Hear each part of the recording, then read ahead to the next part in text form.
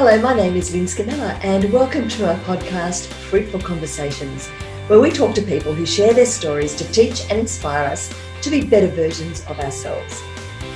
This guest has so much to say, we're doing it in two parts.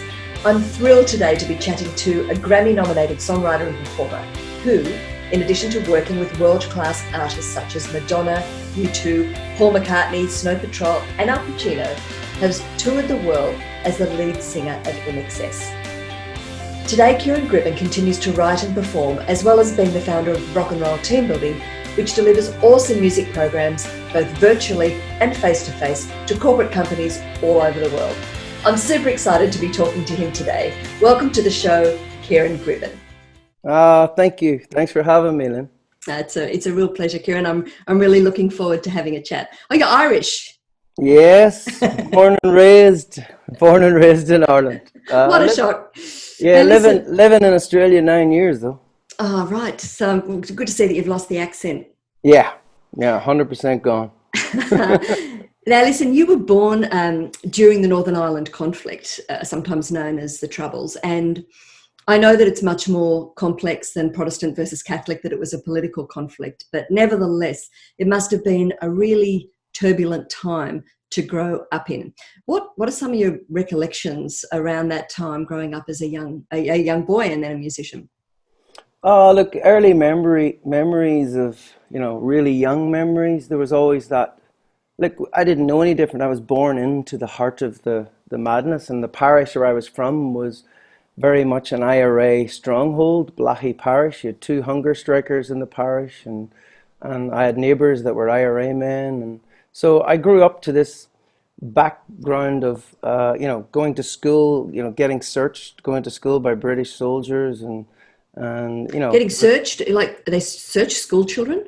Yeah, look, there might have been something happened, like a bomb or a car bomb that went off a day or two before, so you'd be going to school and there'd be random searches of anyone coming through into the towns again, so you'd have to open your bag and your lunchbox, because that's the type of stuff that went down in Northern Ireland. It was guerrilla warfare, so it was like when you have troops on the ground, everyone's a target to them, man, woman and child, so you're a potential terrorist in their eyes. So they were searching men, women and children, and so there was many roadblocks. And then just the sadness that was in society. There was a lot of fear in society, and there was a lot of, poor people. We all were touched in some way with the violence and the bloodshed, and either through neighbours or literally family members. So it was a pretty crazy background, but we didn't know any better. I just grew. Sure. I was born into it, and you grew up in it, and you could, the beautiful thing about the people of Northern Ireland, they kind of just got on with their lives. Vast majority of people that tried their best to. I suppose Ireland has been, has had such a bloody history in so many ways. So, as you say, you're born into the backdrop. It just becomes part of your life, and you don't know any better. It always seems to me that everyone that comes out of Ireland, whether it's U2 or Graham Norton, that everyone is a performer. So was this normal in your village, in your parish? Did every other kid like you want to be a musician? I wouldn't say that everybody wanted to be a musician, but music is sort of threaded through the very culture of the Irish people. Not just music, the arts and dance and sport. The Gaelic football and hurling and yes, you had the English sports coming in, the British sports like soccer and stuff. Everybody loved their sport, but music, it literally is part of being Irish. Well before electricity and TV, the Irish would, because of the weather, would sit in front of the fire. And, everybody had a fiddle or someone could sing, and so that we would entertain ourselves, what we call house sessions. So neighbours would come round, and that is very much part of the DNA of being Irish. And so music became so accessible, and we had our own music, the traditional Irish music. So we were taught it in schools, and it was very much. It just was what we did. It wasn't even questioned. It just was like you played football, and in my case, it was Gaelic football. and you hung out with friends on a Sunday and played music, and that's what we did. And you wrote your first song at the age of 9, is that right? Yeah, I was probably in around 6 or 7, I think. Okay. And I remember I always loved music. It always sort of stopped me in my tracks. I felt that there's some form of magic thing that I could hear. And then I remember very specifically standing at the edge of the water in Donegal in Ireland on a family holiday and just starting to sing, being inspired to sing about the waves of the sea that was in front of me. And that's the first memory of creating something out of thin air. And I stood there almost like in a mantra, singing this repetition over and over again. And then going Did up to you? my mum and saying, "Yeah, that's it, I'm going to be a musician." Just like that. You That's don't it. remember the song, do you, Ciaran? Do you remember I, it? I do, but I'm not going Oh, to sing it oh, here. come on, give us a demo. Just come on, It just a little bit. it was something like the waves of the sea, oh, oh, on repeat. Waves of the sea, oh, Oh, oh. That was it. fantastic, fantastic. It must be wonderful to know what you want to do from such an early age. But was this a bit of a shock to the family? Because even though you say music is it's part of the culture in Ireland, but I'm guessing that not everyone says, "Well, thanks, I'm going to make music my career." Yeah, well, it wasn't until like I was sort of like 11, 12 where I bought my first guitar. Yeah, And that's when I was like 100% sure, because I was making stuff up on the guitar and I was writing these little silly, foolish songs and making the lyrics up, but I just fell in love with guitar and bands and music, and I was like, right, well, I can sing, I can hold a note. And I was forming, with my two best friends, forming a band at that age, and that's when I knew, and I never took my eye off the prize from that young of age. And even going to school, I was sure that after school I was going to be a musician. I just knew the whole way through secondary school. did you cop any flack for that? Ah, yeah. Like, you don't walk out of school and instantly become successful at music. So Sure. I was gigging in pubs at the weekend, from sort of 15, 16, 17. And I left school at 16 and got a job in a factory. And I remember, coming in on a Monday morning after gigging all weekend, and the guys on the factory floor who were all hungover were like, they were, I'm saying, they were giving me I was the young green 16-year-old telling them Yeah, that I'm going to be a rock star, and they were going, "Wise up, mate. yeah, get, whatever. get yourself on." Uh, Yeah, it's look, I don't have any regrets whatsoever. mm, It hasn't been an easy road, being a musician. It's not something that you just you take very lightly. It's not like a career. It's almost like a way of life, yeah. and you kind of need to do it. And I've just been one of those lucky musicians that was able to pay the bills along the way, and it's a bit of a roller coaster on the financial scale, Mm. but I was able to survive singing songs. I could sing from a supper. Absolutely. I had Kevin Maloney on recently, and he is on Channel Nine's show called Travel Guides. And he was saying that being a travel writer was a pathway to poverty. And I expect that being a musician is a bit the same until you hit your strides. Yeah, look, I think one of the grounding thing for me was that my father worked in construction and I'm the eldest of five, so I knew what a real hard day's work was. Sure. I was in building sites from a young age, and then I was on them when I left school at 16, and that was a massive.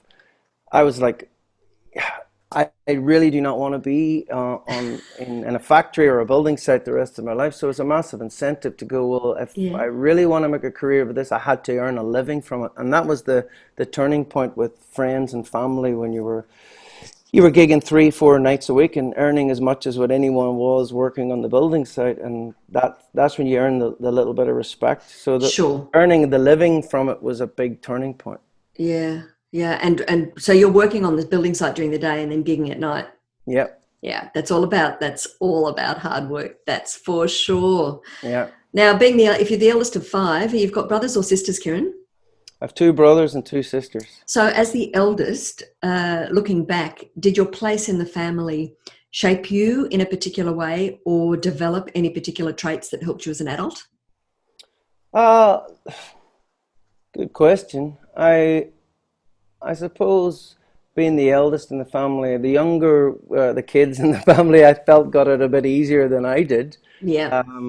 But again, there was I was saying to my dad and mum at 15, 16, 17, I'm going to Belfast. We lived in a country area, and I was always the first one to say, well, I want to go to the disco or whatever, but they were like, it's dangerous. It literally is. We don't know if you're going to be safe. But when I was telling them at 16, 17 that I was driving into the rough areas of Belfast to do Yeah. pubs and Yeah. playing pubs, and these areas were policed by paramilitary groups, and some of the areas were very scary. And I suppose as the eldest, I think mom and dad were very supportive in the fact that they trusted me. I was sensible. I wasn't going out and getting drunk every night. I was determined, and I was earning a living. And my dad had to drive into these areas in Belfast to work on a building site anyway. But it's that little bit scarier when it gets dark at Oh, night. sure. But yeah, look, I don't think me being the eldest, but all of my brothers and sisters are very artistic. Are Um, they? yeah, my sister is a very good painter, an artist, and my brother Aidan in Ireland, although he's a solicitor, he's a fantastic fiddle. He plays the Irish traditional fiddle, and my sister Geraldine plays guitar. She's the baby, and John, who's 33, lives in New York, and he's just released his second original record. Although Right. he's a So, computer coder as well, but he's okay. releasing music.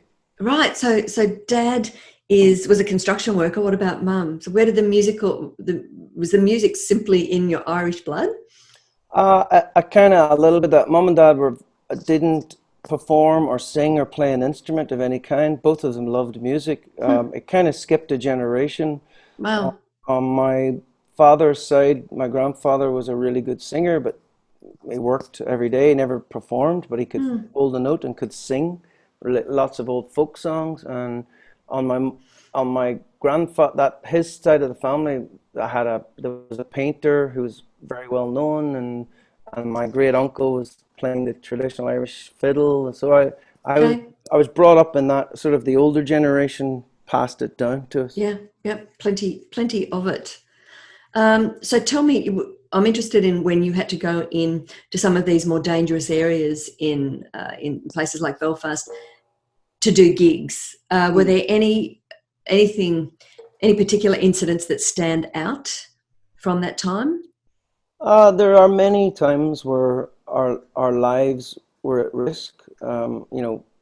Guys, masked men walking into the venue and show of arms with balaclavas on, Right. but I remember one scary time where Paul and I, my best friend, were playing in a club. It was a 100% Protestant loyalist club. We were two Catholics, and there was two girl singers in the band who were Protestants, and so literally Paul and I were the only two Catholics standing in a room of 500 Protestants. And there was two gentlemen sitting at the side of the stage watching us all night in suits, dressed up, suit and tie on.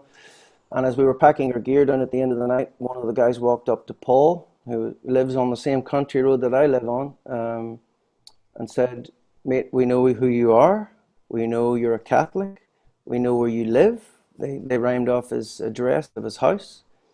And of course we thought, well, this is it. There's going to be, at some stage, someone's going to come to the house and shoot Paul or Paul's family. So it literally scared the life out of us. We found out from speaking to the patron, the person who ran this establishment, that he was the head of the UDA in the area, which is What's a UDA? the Ulster Defence Association, which is a paramilitary group, like a Protestant, 100% Protestant unionist, loyalist paramilitary group. And he heard that we were being intimidated, and a couple of days later we got word that the two gentlemen that were intimidating the band had been dealt with in a severe Oh, manner. right. So What does that mean? well, it could either, usually what happens in those scenarios, they get a warning. These two gentlemen that came in that were threatening Paul had come in from a different area, and they were standing on someone else's turf.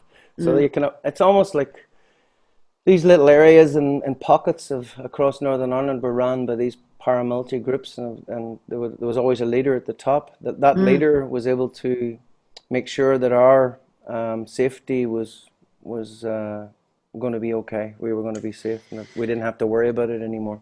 Any sort of segregation, the thing in Northern Ireland, and I was brought up to love everyone. Thankfully, I had beautiful parents, and and music at an early age, I was exposed. Sadly, through no choice of my own, I had to go to a Catholic primary school and a Catholic secondary school, and so did every Catholic, and so did every Protestant, because there was no integrated schools, essentially. Okay. Very, very small. So when you divide society like that, it only creates distrust, it only creates hatred and promotes sectarianism, essentially. And that was the sort of, everyone suffered, Catholics, Protestants, and people still, we've come a long way in Northern Ireland, thankfully. There's not nowhere near the same hatred and violence, but there's a definite undercurrent of it, and Still. yeah, well, I think the thing that annoys me the most is that 94% of children are still in segregated education in Northern Ireland. Are you serious? 94% in segregated education. Yep. Wow.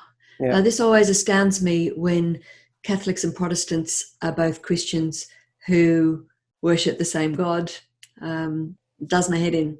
Yeah. Well, I've learned something today. Yeah, I think, well, it's not just about a faith divide in Northern Ireland. It's very much a territorial, allegiance to, you're either Irish, you either have to choose to be Irish and fly that flag, or you choose to be British and you fly that flag. And that's sadly, that's how they divided the communities up. Yep. So you had to choose one or the other. And so it's not just a religious divide, definitely a nationality choice. So you got to choose, you're saying? Well, essentially, because I'm not sure about that. Yeah, it is really complicated, and it's a topic that we can talk on for hours and hours. Well, but I immediately went to India, and I'm thinking the Indians, like the Muslims that they put in Pakistan, didn't have a choice. So the Brits have sort of had their finger in a lot of pies around the world at that time. Yeah, look, the British situation in Northern Ireland is essentially, on paper, I don't have a choice. I am British. I was born in Northern Ireland. I didn't have a choice. I was born British. I'm not aligned or want to consider myself British, so I can't have dual citizenship with the Republic of Ireland. So I needed then to go and get myself a passport. So I do have a British passport. Crazy. I do have a Republic of Ireland passport, which makes me Irish. Yeah. If I was living in Northern Ireland in Britain. Yeah, it is a complicated and very, very interesting topic. It's a thorny issue is what it is. It is a thorny little issue. Well, let's get back onto not safer ground, because I love exploring these topics. So it might be good to do a separate conversation just on this, Ciaran. But the Aussies are sort of have had a love affair with the Irish for a long time, and I'm sure that every time you walk around Australia, you open your mouth, people go, "Oh, you're Irish. I love the accent's really nice." So what do you think connects us as our two cultures? Oh, I think there's many things within the Australian people that are very similar to the Irish, and I hope, but the Australian people have much more influence than just but the Irish have. You've got a lot of Greek influence and a lot of Italian influence. So it's European essentially. So we are similar in that way. But I can see a lot of, personality traits that are in the Aussie that are similar to the Irish. Feet on the ground, remaining humble, get on with it attitude.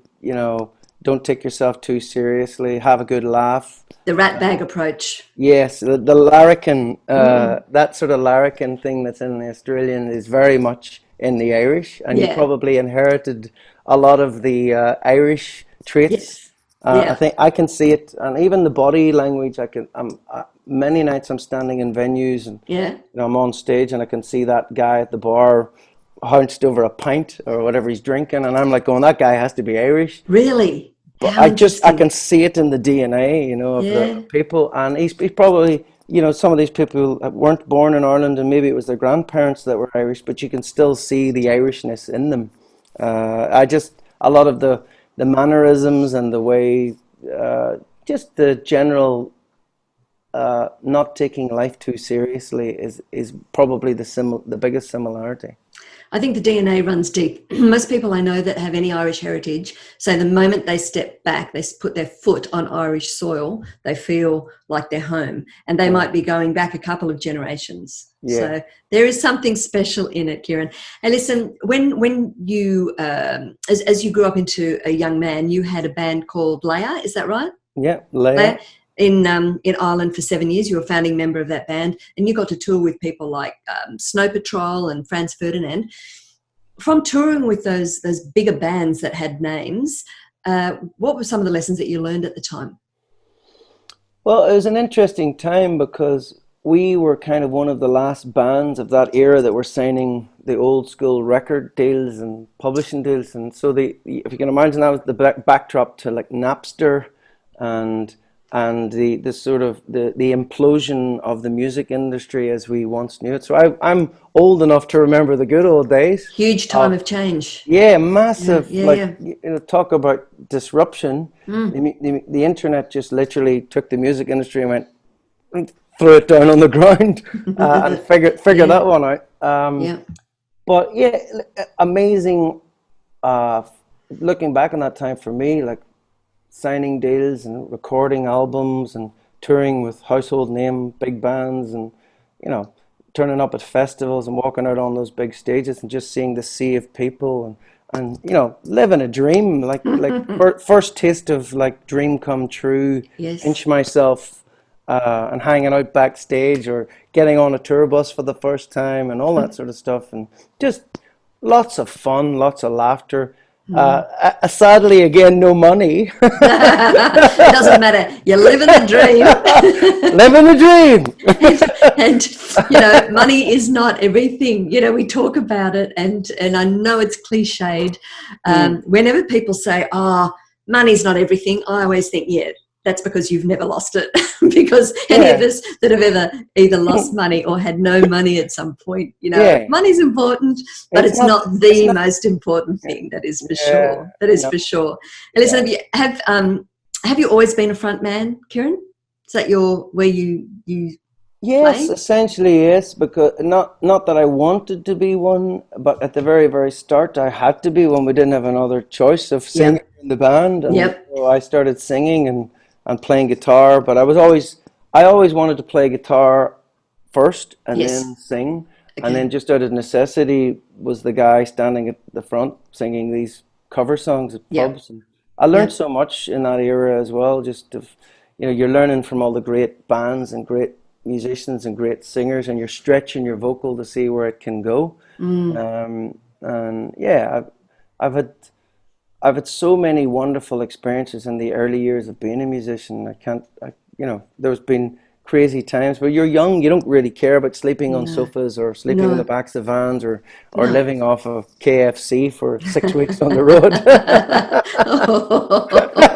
Yes, I did. Yeah, but the other thing when you're young is you don't get fat. You just keep going. Exactly. Yeah, It's a sweet. metabolism is good. It's a sweet time. Let me change tack a little bit. Together with your business partner, you've built this phenomenal business in just 4 years. And I know as COVID-19 was sort of starting to sneak into town, you're in Mm. the US, which Yeah, is a flourishing market for you, yeah. as you often are. You just played a gig at United Airlines to, what was it, how many employees? There was 2,200 employees of United Airlines in the convention center in Chicago. Right, amazing. So you've your business is going well. After all your hard work, you've made some really good inroads into the US market. You're in a great headspace. You've just played a really big gig corporately, and then bang. So it must have been really crushing to lose all your business for the year and beyond. How did you cope, and how are you coping? How are you holding up? Look, I'm coping very well, thank you.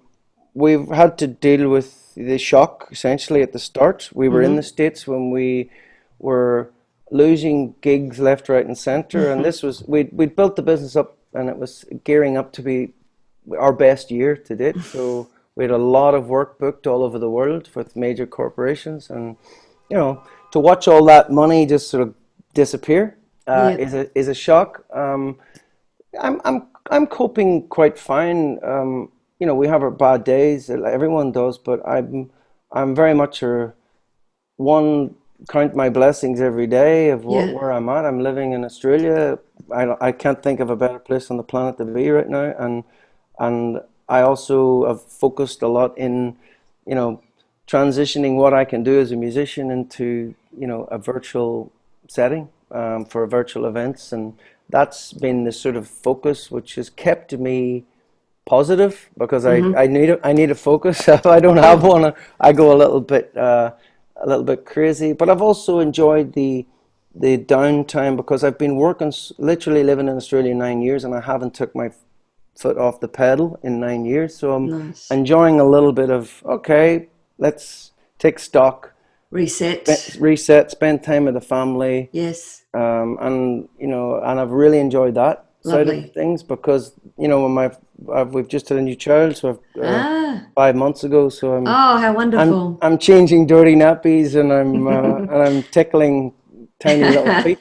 It's fun. Nothing to keep you grounded like a baby. Oh yeah, that'll sort you right out. It'll bring you right down. That's right. Don't you go getting a big head, Ciaran Gribbin, because you'll be changing dirty nappies.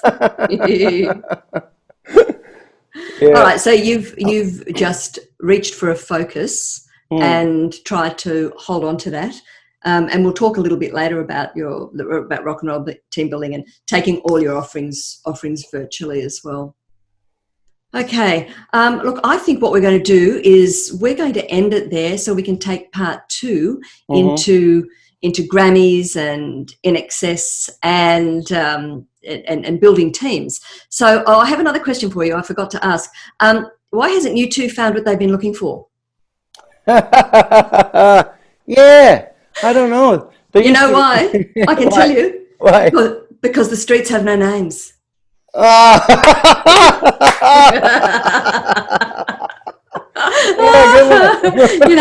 There it is. There's my rock and roll joke, and I think we're going to finish right up on there.